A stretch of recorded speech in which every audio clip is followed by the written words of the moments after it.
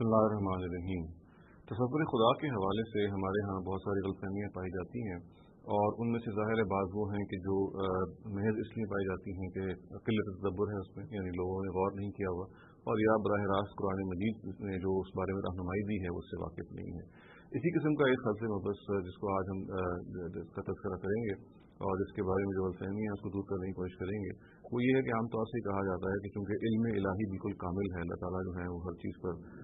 ان کا علم ہے، اور ان کو یہ معلوم ہے کس نے جنت میں جانا ہے اور کس نے دوزخ میں جانا ہے، تو ایسا کیوں نہیں ہوا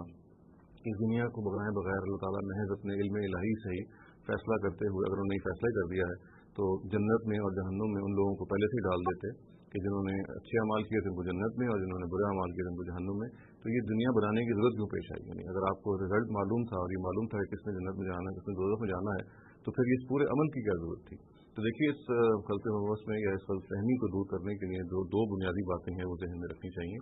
پہلی بات تو یہ کہ اگر لوگ آخرت میں کسی انجام سے دوچار ہو رہے ہیں، اچھے لوگ جو ہیں ان کا اچھا انجام ہو رہا ہے اور برے لوگ ہیں ان کا برا انجام ہو رہا ہے، تو اس میں بنیادی جو وجہ ہے وہ ان کے اپنے عمل ہیں۔ یعنی ایسا نہیں ہے کہ اللہ تعالیٰ نے پہلے سے ان کی قسمت لکھتی ہوئی ہے کہ انہوں نے لازماً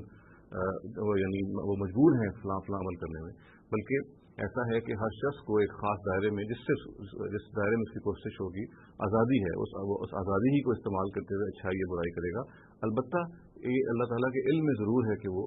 الٹیمیٹلی اچھائی کے نتیجے میں اچھا انجام پائے گا یا برائی کے نتیجے میں برا انجام پائے گا۔ یہ اللہ تعالیٰ کے علم کا معاملہ ہے، اس کا علم وہی سے کل ہے، مگر اس کا یہ مطلب نہیں ہے کہ اس کے علم کے نتیجے میں آپ مجبور ہو گئے ہیں کہ آپ نے فلاں اچھا عمل کرنا ہے یا فلاں برا عمل کرنا ہے۔ آپ نے کرنا عمل اپنے اختیار سے ہے، تاہم جو کچھ آپ کریں گے وہ الٹیمیٹلی اللہ تعالیٰ کے علم میں پہلے سے ہوگا۔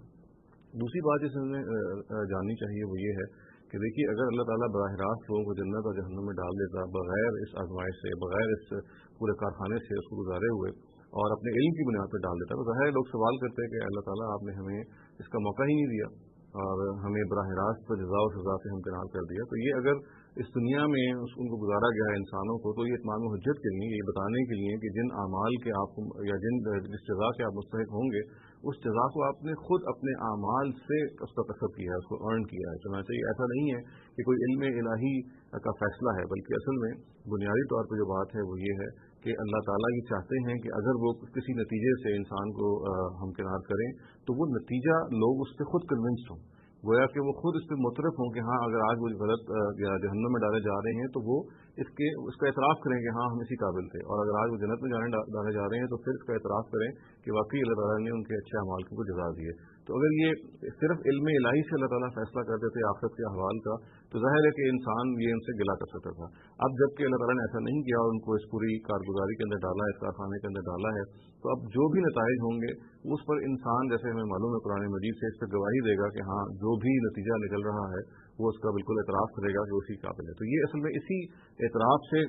گزرتے ہوئے جب انسان ایک نتیجے تک پہنچتا ہے تو اس کو پھر شرع صدر سے ایکسیپٹ بھی کرتا ہے، اور وہ پھر ایسا نہیں سمجھتا کہ اس پر نتیجہ ٹھونس دیا گیا ہے، بلکہ اس کو بتایا جاتا ہے کہ اگر تم اس نتیجے سے ہمکنار ہو رہے ہو، دیکھو اس میں تمہاری اپنی ہی کارگزاری ہے، تمہارے اپنے ہی اعمال ہیں۔